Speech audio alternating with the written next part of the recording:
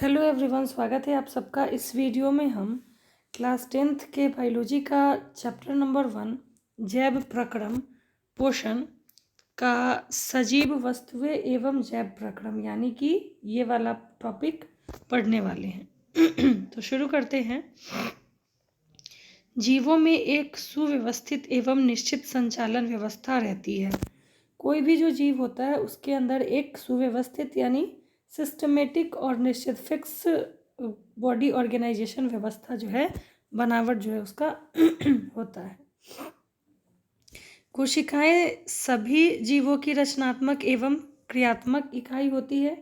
कोशिका जो होती है वो जितने भी जीव होते हैं उनकी रचनात्मक एवं क्रियात्मक इकाई होती है। सबसे छोटी इकाई होती है किसी भी जीव जंतु की। कोशिकाओं के समूह से उत्तक, उत्तक से अंग, अंगों से अंगतंत्र एवं विभिन्न अंगतंत्र मिलकर जीव का निर्माण करते हैं।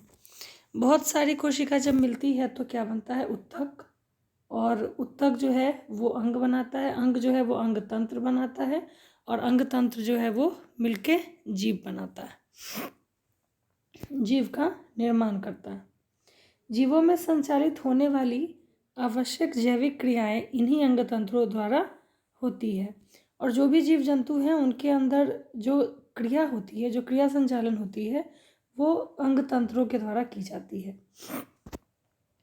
अगर हम सोए हुए भी रहते हैं तो हमारे शरीर में ये क्रियाएं चलती रहती हैं, और ये जो अंगतंत्र है ये हमेशा काम करते रहते हैं। जब हम सोए रहते हैं उस समय भी ये अंगतंत्र अपना काम करते रहते हैं। वे सारी क्रियाएं जिनके द्वारा जीवों का अनुरक्षण होता है जैव प्रक्रम कहलाता है।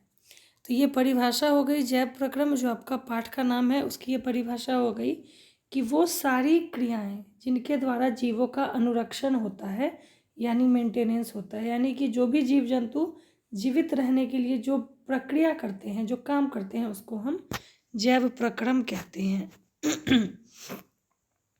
जैविक प्रक्रियाओं के संचालन, वृद्धि, टूट फूट को रोकने आदि कार्यों के लिए जीवों को ऊर्जा की आवश्यकता होती है। जो भी जीव जंतु होते हैं उनके अंदर जो जैविक प्रक्रिया होती है उनका संचालन, उस जैविक प्रक्रिया में वृद्धि, अगर जैविक प्रक्रिया के कोई टूट फूट हुआ तो उसको सब कार्य को करने के लिए जीवों को क्या चाहिए, ऊर्जा की आवश्यकता होती है। ऊर्जा प्राप्त करने के लिए खाद्य पदार्थों की जरूरत होती है जो पोषण की क्रिया से जीव प्राप्त करते हैं। और ये जो ऊर्जा चाहिए होती है, जरूरत होती है ऊर्जा की, उसको प्राप्त करने के लिए जीव जंतु जो होते हैं वो खाद्य पदार्थ का सेवन करते हैं, खाना खाते हैं, और जिसको हम इस जीव विज्ञान की भाषा में पोषण कहते हैं। अपनी आवश्यकताओं एवं वातावरण के अनुरूप जीवों में विभिन्न प्रकार की पोषण विधियां होती हैं। अलग अलग वातावरण में रहने वाले जीव का जो पोषण का विधि होता है वो अलग होता है।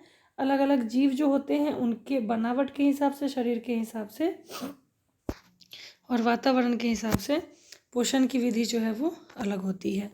पोषण द्वारा प्राप्त जटिल खाद्य पदार्थों का सरलीकरण विभिन्न चरणों में उपचयन एवं अपचयन अभिक्रियाओं द्वारा होता है। क्या लिखा है कि पोषण के द्वारा जो जटिल खाद्य पदार्थ होते हैं उनको सरलीकरण यानी कि छोटे छोटे टुकड़ों में तोड़ा जाता है, और उसमें बहुत सारी विभिन्न प्रक्रिया होती है, विभिन्न चरण होते हैं, और उसमें उपचयन एवं अपचयन यानी कि ऑक्सीडेशन और रिडक्शन दो प्रक्रिया होती है जो कि आप केमिस्ट्री में पढ़ेंगे। ऑक्सीडेशन मतलब होता है ऑक्सीजन को यूज़ करके और तब ब्रेक डाउन करवाना, और इस तरह से होता है रिडक्शन जो होता है उसमें ऑक्सीजन को रिमूव करके हटा के और तब प्रोसेस कराया जाता है, अभिक्रियाओं द्वारा होता है। इस प्रक्रम को श्वसन कहते हैं।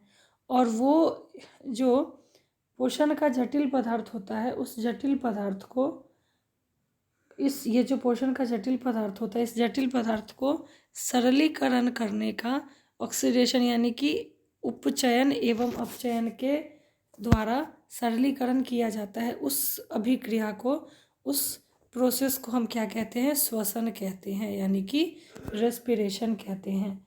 इसमें ऑक्सीजन का उपयोग होता है एवं ऊर्जा मुक्त होती है। ये जो श्वसन होता है, रेस्पिरेशन होता है, इसमें ऑक्सीजन का उपयोग किया जाता है और ये ऊर्जा मुक्त होती है। वृहत रूप में श्वसन उन सभी क्रियाओं का सम्मिलित रूप है जिनके द्वारा शरीर में ऊर्जा का उत्पादन होता है। यानी कि जो श्वसन है वो हमारे शरीर में ऊर्जा के उत्पादन में बहुत ही सहायता करता है, यानी उसका बहुत बड़ा योगदान है ऊर्जा उत्पादन में।